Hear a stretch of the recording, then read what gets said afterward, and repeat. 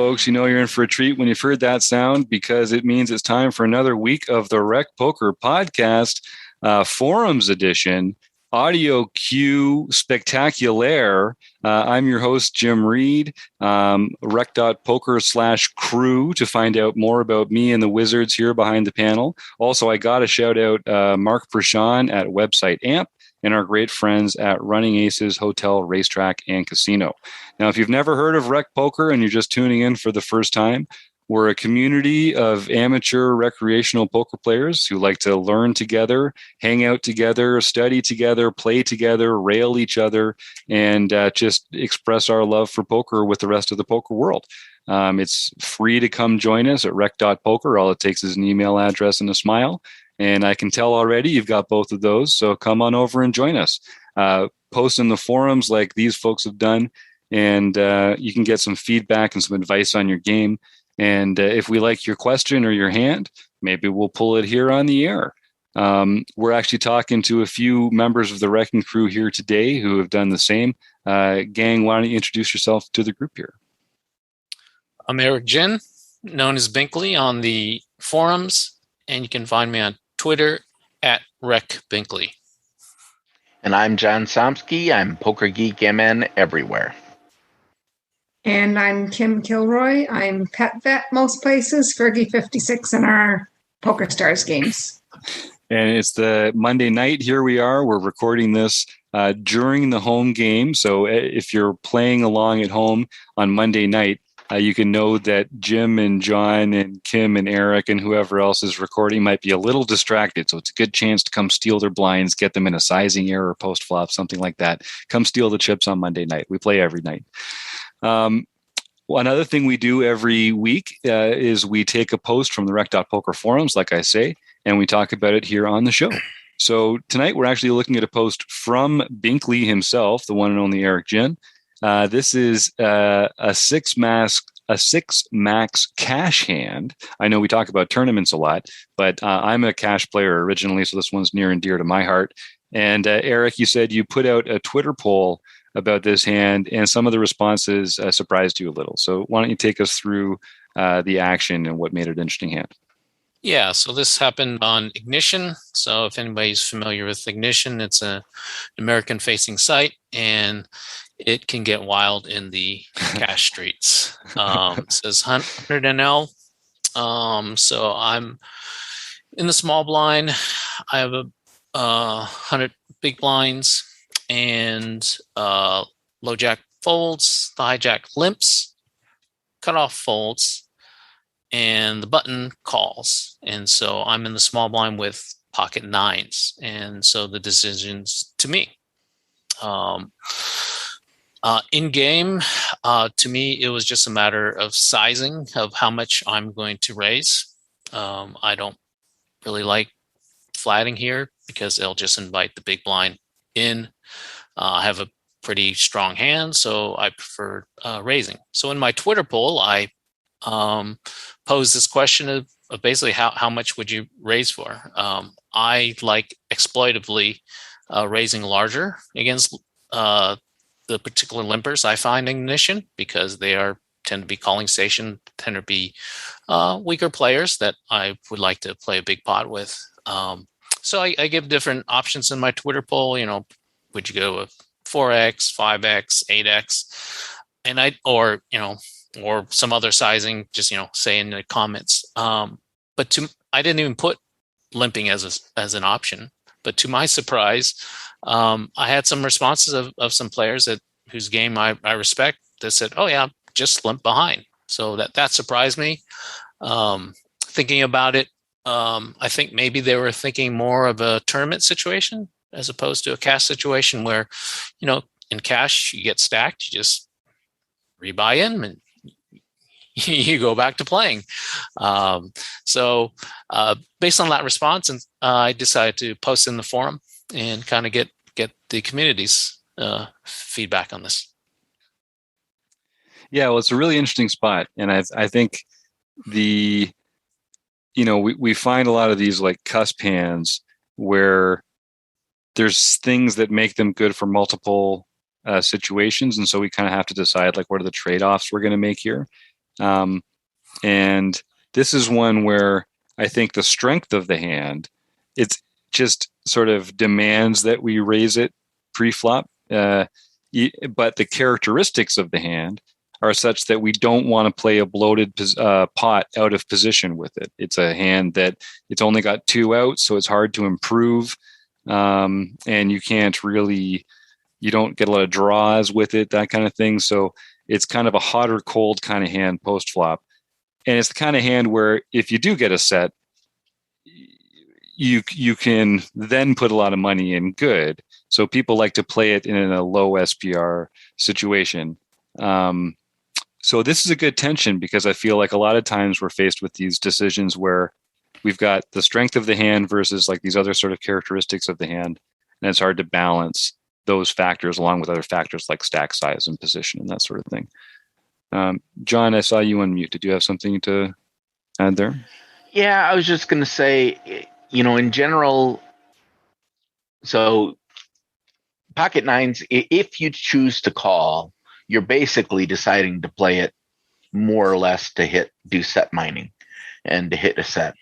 But the problem with that is if you just have limpers, you're not guaranteed to be paid off very well. I would rather call someone who had raised pre, because then if a flop like ace 9 comes, you could potentially win a very large pot and stack them. In this particular case, I think I prefer to go ahead and raise. That way you have the capability of representing the high cards when they come. 2/3 of the time, they aren't going to hit anything on the flop. So you'll be able to steal it a bunch, or nines might even be good some of the time. And at this point in time, even if you take it down pre-flop, that's not a bad outcome. So I think I definitely prefer the raise. If possible, it'd be nice to get in against one caller. Now there may be no such bet size that will give that. It could be that you will either get no callers or you will get 2 callers, but yeah, I agree. I think I'd like to see a big raise size especially since you're out of position for this. And I'm assuming you're going to call off versus the hijack, who only has 29 big blinds. Yes. So that's another thing that I put in my post, but I didn't mention here, is the relative stack sizes. The original limper only has 30 big blinds, and the big blind has 25 big blinds. So in cash, that's often an indication of a weaker player, right? Somebody who hasn't topped off to 100 big blinds, and the button who overlimped has about 100 big blinds. So I thought I was incentivized to try to get the potentially stronger player, the button, out of there. So that's another reason that I felt a raise has benefits, because I want to force out the potentially good player and keep the weaker players to myself. Right. So if that happens and you raise large, you're pretty much going to have less than 2-to-1 stacked pot ratio. Mm-hmm. Right? Yep. Say you raise to 7 or 8 big blinds. Yeah, I believe I ended up raising to 8. Yeah. Yeah, so it's the spot where I think some people are thinking about how they're going to play their range, which I think includes pocket nines in a raising range here. And then some people that are thinking, how am I going to play this hand in front of me right now? And there's nothing wrong with either one of those. But I think, we talk a lot about how the range of hands that you play is really where you derive your profit from. Individual hands that you play, they're really just sort of like instances. And it's one of the great tensions of poker is when to sort of like play in a way that expresses your range and when to play in a way that really just suits your hand instead. What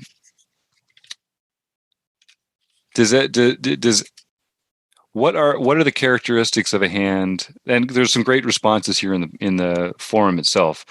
what are the kind of hands that we would want to be continuing with as a call here, and what makes them different from this hand? Like Chris Jones talks about continuing with smaller pocket pairs, for instance. Yeah, I mean, so maybe deuces, threes, fours, fives, maybe sixes. I would just have flatted, because there I am purely set mining. And I love Chris's comment. He said, well, if you decide to flat with nines, you've basically turned nines into deuces. Right. I love that comment by him. Yeah. And I think he's kind of saying that nines have value in them beyond set mining, that you are kind of yielding by just calling here. And by using them as a hand that can only win by set mining, you're leaving money on the table in EV terms in the long run. I don't want to put words in his mouth, but I think that's what he would say. We also get a great comment here from I'm a Luigi. This is a clear raise, especially in a cash game. I'm sizing 7 or 8 big blinds. We're out of position. We want to narrow the field. If we limp, we're almost exclusively set mining, as there are a few flops where we're comfortable even with an overpair to 2 low cards. I agree we need a large size, larger than standard, because of 3 opponents, our specific hand, and being out of position. We're trying to isolate against 1 opponent.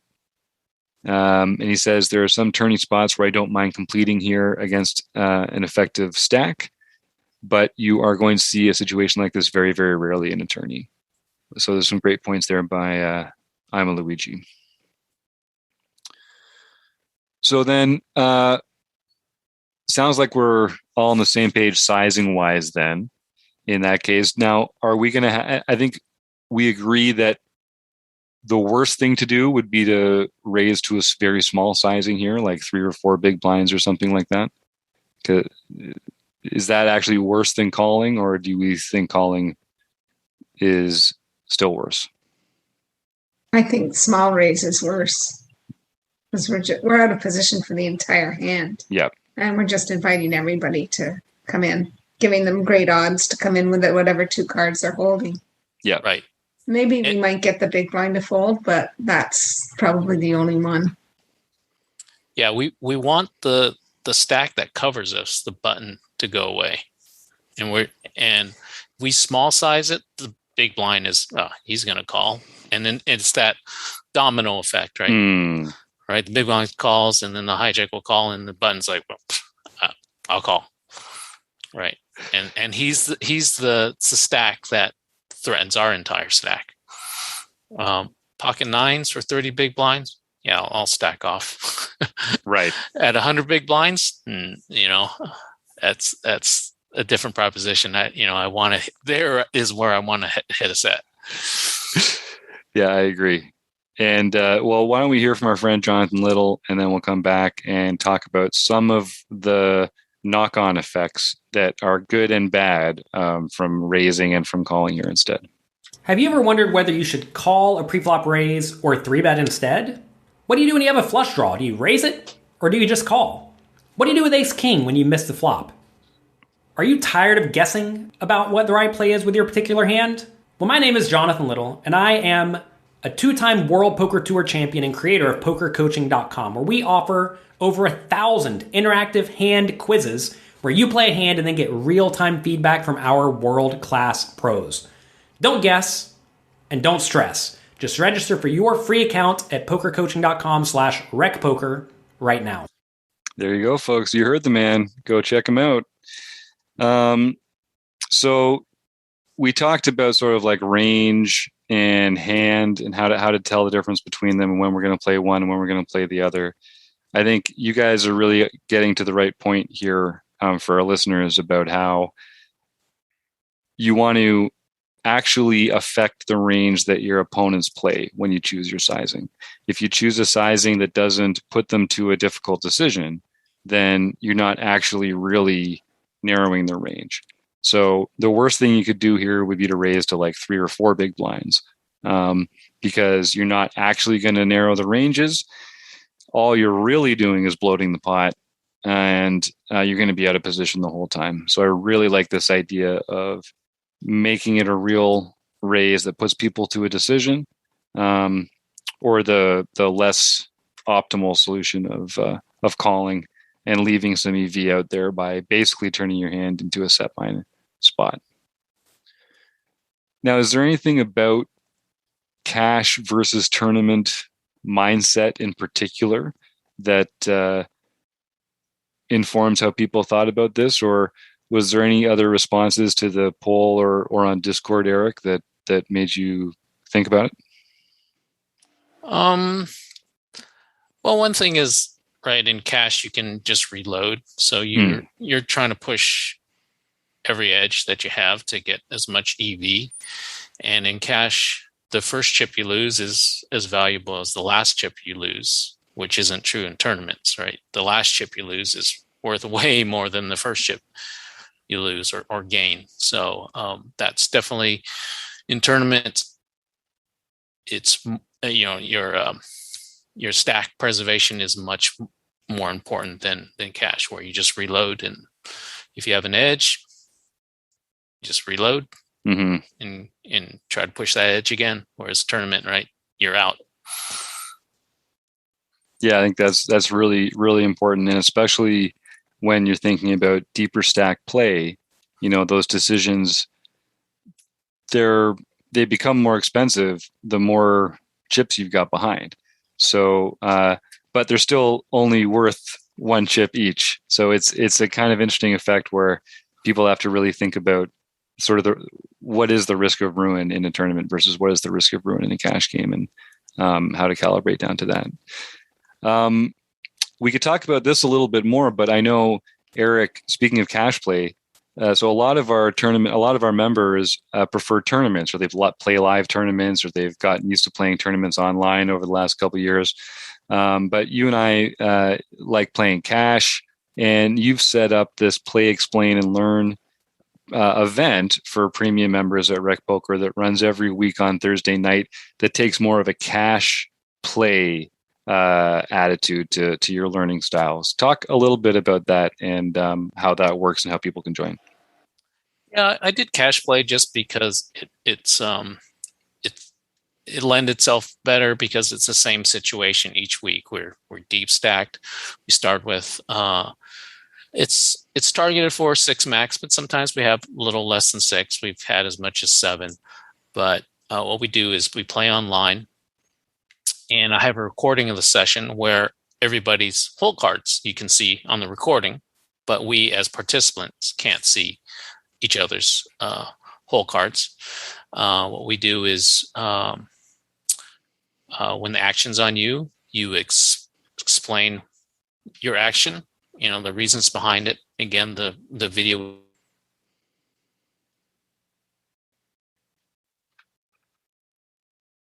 Oh, I just lost. Do you guys still have Eric's feed there? I see him. I don't hear him. Oh, no. Well, we may have temporarily lost Binkley there. That affects you arranging them. Oh, here we go. We lost you. Now we got you back. Bad timing. Bad timing, Eric. Here's where you were. Okay. Eric was saying that what happens is he's got the recording where you can see everyone's hole cards. And the way it works is the players take turns as it's their turn, explaining their action. And you can't hear each other while you're playing. But when you watch the recording, you can actually just watch people taking turns explaining their action hand by hand, street by street. And then, Eric, you make those videos available to members, and you post follow-up discussions, right? Yeah. So it's available the group is available to premium members. And so premium members can join the group and then join the session and then play in the session. And then afterwards, you can view the video. And then we have a Discord server, and we'll discuss it. Hey, what were you thinking? What would you have? Actually, today we had a discussion. Hey, if I bet bigger, would you have folded? Yeah, things like that. So we can get into different aspects of how and why you play the hand, and it's really fun. Yeah, and getting the feedback is really cool. Like, it's a great way to get inside the mindset of recreational players like us. And, some people that we think are better than us and some people that we think we've got a skill edge on. And it just helps to kind of think, to see what they're thinking in the moment, the factors that they're considering. Maybe we can learn from that, or maybe we can learn to exploit that.